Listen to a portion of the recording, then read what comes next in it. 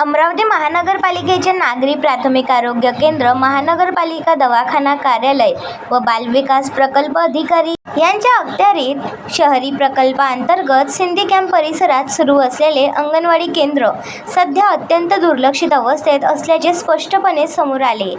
गेल्या अनेक वर्षापासून या ठिकाणी स्वच्छतेचा पूर्णपणे अभाव असून संपूर्ण परिसरात घाणीचे साम्राज्य पसरले आहे.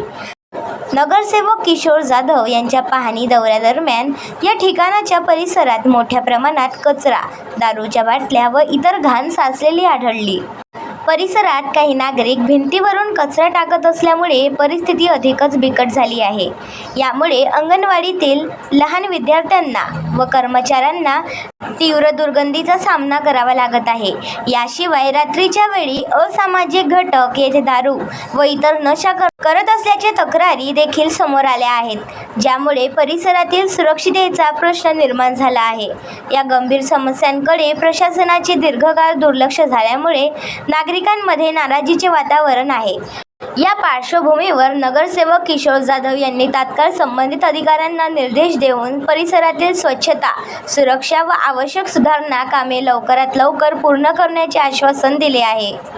तसेच भविष्यात अशा समस्या उद्भवू नयेत यासाठी ठोस उपाययोजना राबवण्याची गरज अधोरेखित केली आहे. ते जो घाणीचं साम्राज्य पसरलेलं आहे त्या संदर्भात त्यांची तक्रार होती. आपण एक नगरसेवक म्हणून याकडे कशी बघता? नगरसेवक म्हणजे मी आता इथं जेव्हा पाहणी केली, सगळ्यात मोठी गोष्ट मी इथं आल्यावर इथचं वातावरणच एवढी मोठं प्रीमियर आहे. एक तर इथं विद्यार्थी बघितले तर 12, कुठं 10, एवढी मोठी मराठी शाळा आहे ज्याच्या पाठीमागं प्रशासन एवढा खर्च करून राहिला महानगरपालिका. तर इथं जी कंडिशन आहे आता सध्या ती तर अदयनीय आहे. आणि महानगरपालिकाची जी स्थिती आहे सध्या, प्रशासन काळ गेल्यामुळं इथं जे अडचणी येऊ राहिल्या ते आहे. आणि इथं ज्या मॅडमनी लहान लेकरांना जो त्रास होऊ राहिला तर त्यांनी जी कुलारची जी डिमांड दिली तर मी इथं आल्यावर दिलेली आहे. याच्या आधी अगर इथं काय सुविधा नाही आहे तर यांनी लेखी स्वरूपात महानगरपालिकाचे अधिकारी शिक्षण विभागाला द्यायला पाहिजे. आणि आज आम्हाला त्यांनी ते माहिती दिली तर याचा आम्ही पुरेपूर त्यांच्याकडून माहिती घेऊन यांच्या ज्या समस्या आहेत ते सॉल्व करायचा प्रयत्न करू. पण इथं जी बाजूला सिंधी कॅम्पची जी वस्ती आहे त्यांच्या म्हणण्यानुसार का ते पूर्ण कचरा शाळा प्रीमियरमध्ये टाकतात. तर मी शासकीय हे करून पूर्ण प्रयत्न करेन का इथच्या ज्या आजूबाजूच्या ज्याही लोकांनी कचरा टाकला त्यांच्यावर दंडात्मक कारवाई करायचा मी पूर्ण प्रयत्न करीन. आणि इथं त्या पद्धतीने मी त्यांना नोटिसा आणि त्यांना तो दंड द्यायचा पूर्णपूर मी प्रयत्न करीन. आणि विशेष म्हणजे ज्या पद्धतीने इथं एवढी मोठी जी शाळा आहे याची देखरेखसुद्धा नाही आहे. इथं मी ज्या पद्धतीने पाहिलं तर इथं संध्याकाळी काही दारू पिणारे व्यक्ती इथं दारूच्या वस्तू दिसल्या, संध्याकाळी रात्री गांजा हे करतो. तर मी हे पोलीस डिपार्टमेंटला बी एक आवाहन करतो का ज्या बी शाळा आहे महानगरपालिकाच्या यांच्या इकडं तुम्ही रात्रीची गस्ती आणि त्यांचे जे तुमचे DBचे अधिकारी आहे त्यांना तिथं पाठवा. काहून का इथं दुर्घटना बी घडू शकते. काही ठिकाणी शाळाचे दरवाजे उघडे आहे तर त्या रूमचाही चुकीचा उपयोग होऊ शकतो. तर माझी पूर्ण मी आता याला दुरुस्ती करायचा पूर्ण प्रयत्न करतो आणि मी 100% ते करेन. कचऱ्याचा ढिगार, अधिकाऱ्यांची अनदेखी.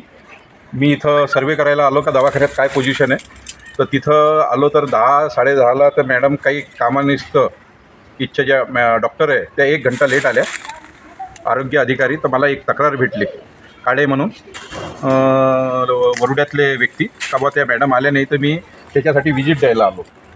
तर ह्या महानगरपालिकेची स्थिती ही जी शाळा आहे याची दयनीय अवस्था आहे.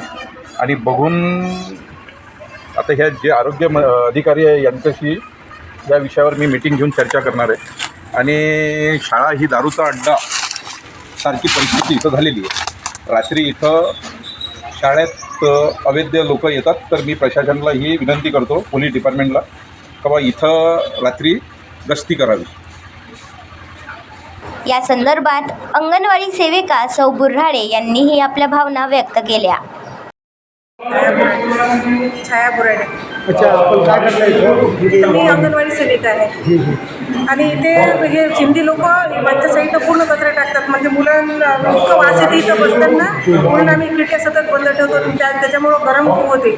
मुलांना मग हे दूषित वातावरणामुळे आजार होऊ शकतो. त्याच्यात तुम्ही तक्रारी केली आहेत का हो, केली आहे. आम्ही महानगरपालिकेत गेलो होतो याच्या आधी, पण काही दखल घेतली गेली नाही आहे. आणि ह्या सिंधी लोक आहेत त्यांना म्हणायला गेलो होतो, ते उलट आमच्यासोबत भांडतात. आता आपली काय मागणी आहे? आता आमची एवढीच मागणी आहे की हे इथली साफसफाई, चांगलं वातावरण असावं, काही ते कचरा वगैरे त्यांना सांगून द्या टाकू नका म्हणून, आणि स्वच्छ वातावरण पाहिजे. आणि म्हणून उपस्थिती कमी होते, मग मुलांची कमी होत चालली आहे. पालक लोक आणायला बघत नाही. नागरिकांनीही आपली जबाबदारी ओळखून परिसर स्वच्छ ठेवण्यासाठी सहकार्य करणे आवश्यक आहे. तर प्रशासनाने देखील या बाबतीत तसं प्रभावी व दर्जेदार कामगिरी करून नागरिकांचा विश्वास संपादन करणे गरजेचे आहे. BCN न्यूजकरिता मच्छिंद्र भटकर. आपण पाहत आहात BCN न्यूज. आमच्या चॅनलला लाईक करा, शेअर करा व सबस्क्राईब करायला विसरू नका.